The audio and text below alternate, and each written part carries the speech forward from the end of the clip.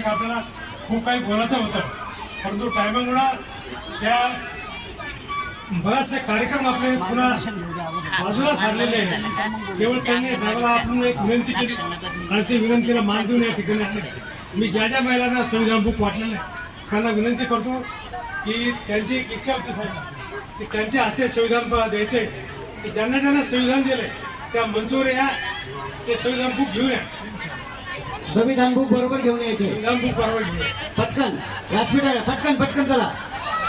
पुष्पगुच्छ देऊन स्वागत करावं अशी मी त्यांना विनंती करतो.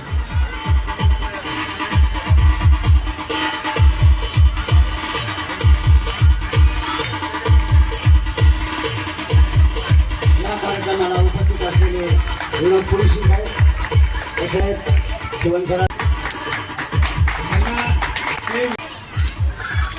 मागे मागे थोडंसं पुढे या ना. सर मागे मागे थोडंसं मागे.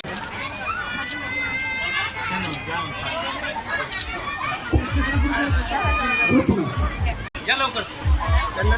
या पुढे या लवकर. वैशव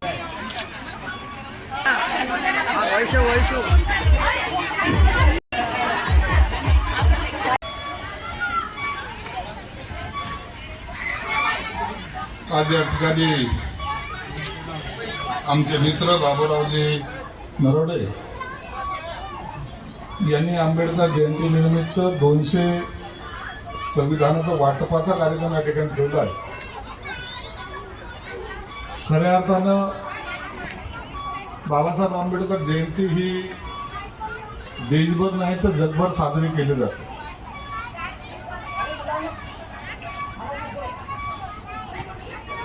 आमचे या ठिकाणचे मित्र ज्यांनी आता आपल्याला संपूर्णपणे मार्गदर्शन केलं, त्यांना मी विचारलं की तुमचा संवाद झाला का? ते म्हणे सर्वांचे भाषण झाले, तुमचं भाषण बाकी आहे. आणि मला वाटतं हा कार्यक्रम 5चा 7ला झाला आणि 7चा आता 9:30ला झाला. पण तरीही बाबूरावचा उत्साह काही कमी झालेला दिसत नाही. बाबासाहेब आंबेडकरांची जयंती ही 14 एप्रिलला साजरी होते. असतला भाग नाही तर ही 30 तारखेपर्यंत चालते. मी मुंबईला अनेक ठिकाणी गेलो. आताही मला पश्चिम महाराष्ट्रामध्ये पण जायचंय. मराठवाड्यामध्ये काही ठिकाणी गेलो. बाबासाहेब आंबेडकरची जयंती मी विदर्भामध्ये जाऊन सुद्धा मनवली. मग तो वर्धा असेल, हिंगणघाट असेल. खऱ्या अर्थानं या महामानवाने काय निर्माण केलंय हे प्रत्येक नागरिकांच्या किंवा महिला भगिनीच्या चेहऱ्यावर दिसून येतं. आताही या ठिकाणी अनेक महिला भगिनी आल्या, त्यांनी संविधानाचं बुक आपल्या हातामध्ये घेतलं. मी त्यांना एकच विनंती करणार आहे, हे जे काही तुम्हाला दिलंय संविधान ते काही अंशी का होईना पण वाचायला सुरुवात करा. नाही तर पुस्तक घरी घेऊन गेले, पुस्तकासारखं बाजूला ठेवलं, मग त्याच्यात काय लिहिलं ते कळायला मार्ग नाही. परंतु आमच्या घरामध्ये संविधान आहे अशी परिस्थिती होता कामा नये. तिकडे फोन आहे, आवाज यायला.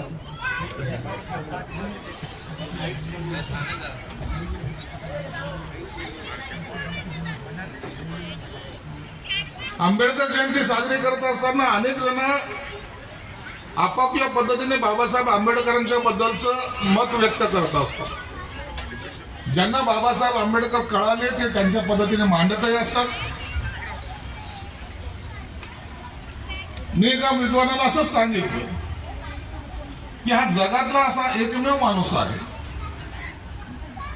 तुम्ही पाहत असाल की अनेक नेते होऊन गेले, अनेक मोठमोठ्याले नेते झाले, अनेक राजकारणी लोक झाले, अनेक समाज सुधारक झाले.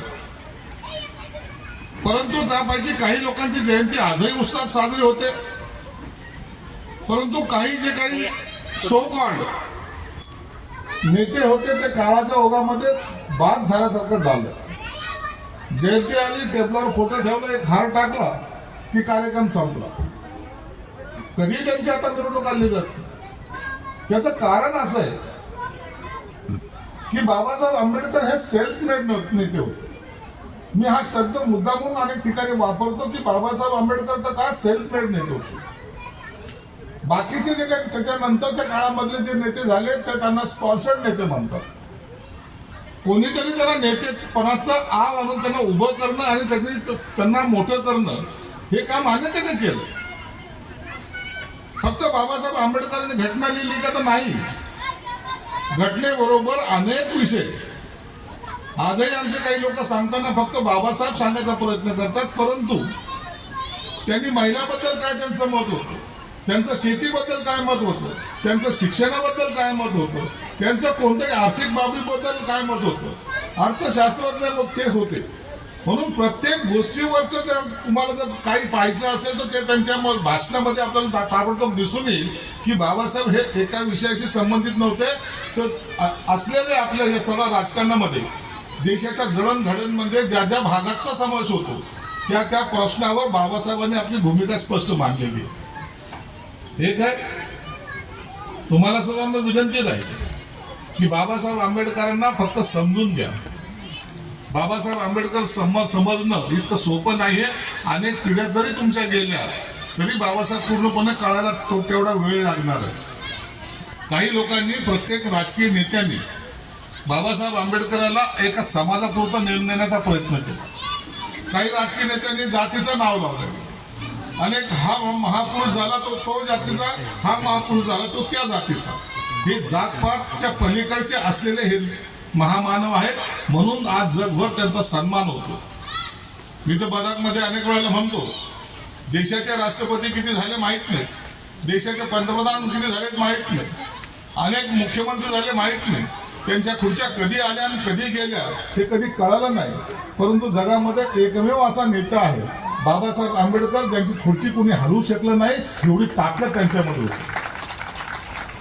दर 14 एप्रिलला पाहिजे तर हा क्राऊड वाढत जातो, गर्दी वाढत जाते. अनेक लहान लेकरापासून वयोवृद्धापर्यंत सर्वजण जाऊन त्या जयंतीमध्ये सहभागी होतात. त्याचा अर्थ असा आहे की बाबासाहेबांनी जे आम्हाला गुलामगिरीतून मुक्त केलं, जगण्याचा जो अधिकार दिला, त्या अधिकारामुळं आज आम्ही तुमच्या समोर येऊ शकतो किंवा आम्ही बोलू शकतो. हे बोलण्याचं स्वातंत्र्य सुद्धा बाबासाहेबांनी दिलं. म्हणून त्या महामानवाने जे आपल्याला दिलंय त्यांच्या ऋणी आपण आज सदैव राहिलं पाहिजे, त्यांच्या ऋणामध्ये राहिलं पाहिजे. नसता अनेक वेळेला असं होतं, बाबासाहेबांनी काय दिलं म्हणे आम्हाला मतदानाचा अधिकार दिला. मतदानाचा अधिकार तुम्हालाही दिला आणि अंबानीलाही दिलेला आहे. परंतु त्याच्याही पुढे जाऊन काही महाभक्त असे, बाबासाहेबांनी आम्हाला मतदानाचा अधिकार दिलाय, ते कुठं विकायचं हे आम्ही ठरवणार आहोत. असं केल्याने लोकशाही टिकणार नाही. तुम्हाला जो मतदान दिलेला आहे, अधिकार जो दिलेला आहे, त्या अधिकाराचा खऱ्या अर्थानं वापर हा झाला पाहिजे. लोकशाहीमध्ये तुम्हाला तुमचा नेता निवडण्याचा अधिकार, लोकशाही बळकट करण्याचा अधिकार, म्हणून ते मत आहे याच्याकडे पाहिलं, गांभीर्यानं पाहिलं पाहिजे. नसता जर पुन्हा मेंढरासारखं लाईनीमध्ये लागून कुणाच्या भूलथापाला बळी करून जर आपलं मत, स्वतःचं मत जर तुम्ही विकत असाल तर तुम्ही लोकशाही बळकट करत नाही, तर तो बाबासाहेबांचा अपमान करतात असं मानणाऱ्यापैकी मी आहे. म्हणून बाबासाहेबांनी कोणत्या एका धर्मासाठी नाहीये, मतदानाचा अधिकार सर्वांना दिला, सर्वांना बजावून सांगितलेलं आहे. हा हक्क तुम्हाला कधी तुम्ही चांगल्या ठिकाणी वापरा, कधी ह्याला डाग लागू देऊ नका. प्रत्येक ठिकाणी, प्रत्येक समाजाला ते सांगितले. कोणत्या एका समाजापुरता मर्यादित हा अधिकार ठेवलेला नाही. जेव्हा भारताची फाळणी झाली त्यावेळेला काही लोकांनी मतदानाचा अधिकार कुणाला पाहिजे, तो जो मॅट्रिक पास असेल त्याला पाहिजे, त्यावेळेला त्यांनी त्या जिनानी आणि त्यांनी केलेलं जे काही कोट होतं त्याचा अर्थ असा होता की 10वी पासच्या नंतर, म्हणजे माझ्या ग्रामीण भागामधला माणूस, एखादी वयोवृद्ध मावशी, ती कधी मतदानाला आली नसती, तिने कधी मतदान केलं नसतं, अनपड म्हणून तिला बाजूला सारलं गेलं असतं. पण बाबासाहेबांनी ते नाही केलं. बाबासाहेबांनी सांगितलं की हे देश सगळ्यांचा आहे, सगळे या देशातले नागरिक आहेत, प्रत्येकाला तो अधिकार भेटला पाहिजे. म्हणून बाबासाहेबांचे गोडवे गाताना बाबासाहेबांनी जो अधिकार आपल्याला दिलेला आहे त्या अधिकाराचा वापर करताना सुद्धा आपण आपलं डोकं ठिकाणावर ठेवलं पाहिजे. एवढी तुम्हाला एक विनंती राहील. अनेक गोष्टी सांगण्यासारख्या आहेत. आज वेळ कमी आहे. बाबूराव, ज्या दिवशी तुम्ही मला बोलवाल त्या दिवशी निश्चितच आपण या विषयावर डिबेट सुद्धा करू शकतो. कधी बाबासाहेबाला एका जातीपुरतं मर्यादित ठेवू नका, ही तुम्हाला हात जोडून विनंती आहे. हे सर्वांचा नेता आहे, सर्वजण मानतात त्यांना. ही भूमिका जोपर्यंत समाजामध्ये रुजवत नाही, प्रत्येक समाजामध्ये हा मेसेज जोपर्यंत जात नाही, तोपर्यंत आपल्यामधले जातीयतेची जी दरी आहे ती कमी होणार नाही.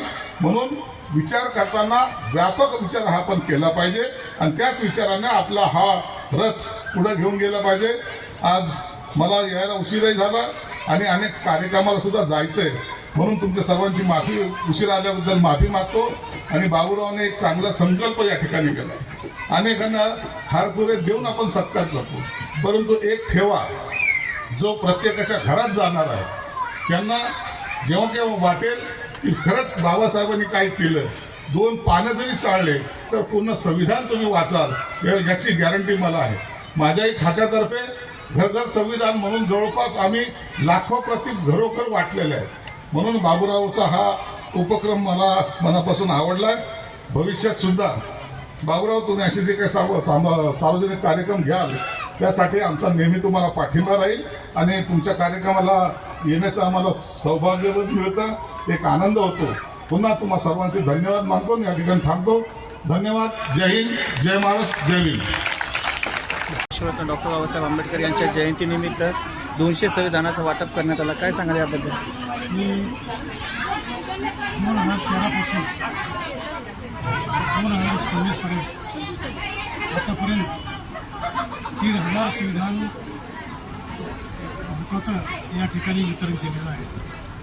मी या भागामध्ये राहायला आल्यापासून आणि हा एक भाग असा आहे की या ठिकाणी सर्व उद्योगपती, मोठमोठे डॉक्टर, मोठमोठे इंजिनियर आहे आणि बहुजन समाजाचे मोजके घर आहे. परंतु सर्व समाज, मी डॉक्टर बाबासाहेब आंबेडकर जयंतीचंच नाव येतं की सर्व धर्मीय डॉक्टर बाबासाहेब आंबेडकर यांची 135वी जयंती साजरी करत असताना मनापासून मला इतका आनंद होतो की बाबासाहेबांमुळं मला 2024चा महाराष्ट्र शासन डॉक्टर बाबासाहेब आंबेडकर समाजभूषण हा पुरस्कार दिलेला आहे.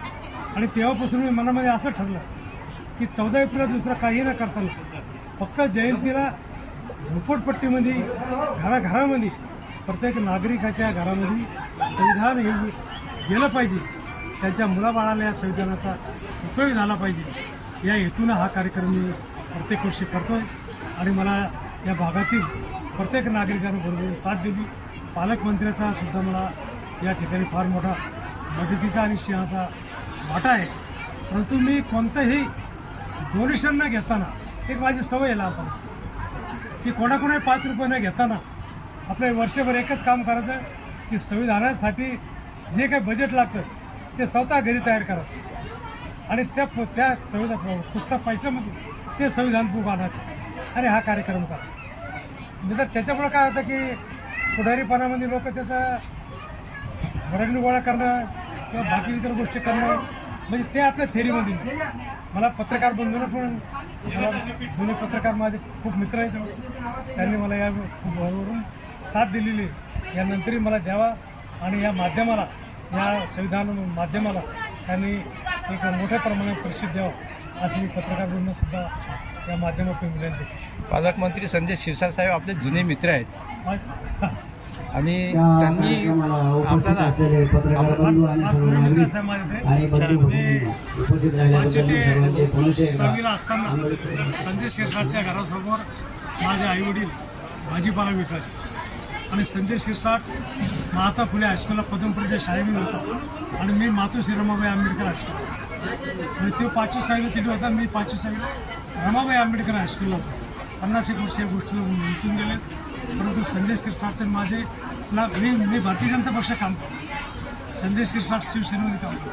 परंतु दोघांचे एक घरचं नातं इतकं आमचं घट्ट झालेलं आहे की निवडणुका जरी आली तरी त्यांना मी सांगतो की प्रचार मी भाजपचा करणार, आपली मैत्री. परंतु काही पक्षाचे बंधन आहे. परंतु मग आता आमच्या घरच्यांनी काय ठरलं की नाही संजय शिरसाटला आपल्याला मतदान करायचं. ते त्यांना पण सांगितलं की 2029ला या शहरामध्ये 2 प्रभाग मतदार संपूर्ण वाढतात, त्यामध्ये भाजपचा एक राहील आणि संजय शिरसाट राहते. संजय शिरसाटवर जसे काही आरोप प्रत्यारोप झाले तसे लहानपणामध्ये 1980 माझ्यावरसुद्धा झाले. माझ्यावर नामांतरापासून 40 केसेस झाल्या होत्या आणि त्या 40 केसेसचा निपटारा करत करत 30-40 वर्ष त्याच्यात गेली. सांगायचं तात्पर्य आहे की समाजासाठी किती काही करत होते, पण काही काही ठिकाणी ठोकर बसतात.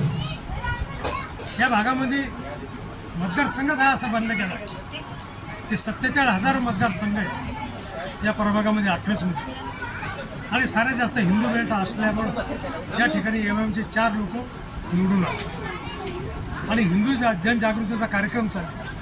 म्हणून हिंदूंना सुद्धा सावधान राहिलं पाहिजे की आपण कुठेतरी हे चुकतंय. संजय शिरसाटनं आपल्या भाषणात सांगितलं किंवा आपण काय करतो, मतदानचा अधिकार जर सर्वांना दिला असेल तर आपण ते मतदान योग्य ठिकाणी वापरावा अशी मी सर्व जनतेला या माध्यमातून विनंती करतो. आपला हा अतिशय स्तुत्य उपक्रम आहे की बाबासाहेब डोक्यात घेतले पाहिजेत, पण अलीकडे बाबासाहेब डोक्यावर घेऊन नाचण्याची जी प्रवृत्ती निर्माण झालेली आहे या संदर्भात आपले काय मत आहे? नाही, ती चुकीची आहे सर. त्याला माझं सुद्धा विरोध की बाबासाहेबांना तुम्ही डोक्यात घ्या, डोक्यावर नका घेऊ. बाबासाहेबांचे विचार हृदयामध्ये राहा. बाबासाहेबांचे विचार मुलाबाळाला आपले जे विचार आहेत त्याचं परिवर्तन करा म्हणून ते आपण संविधान बुक वापरतो. या संविधान बुकाचा तुमच्या घराघरात उपयोग झाला पाहिजे त्याचा. परंतु लोक संविधानात वाचतात नाही, ते किती तो त्यांचा भाग आहे, परंतु देणं साहेब आपलं कर्तव्य आहे. त्याच्या अंमलबजावणी ते कसे करतील तो त्यांचा भाग आहे. आपलं पूर्ण नाव सांगा.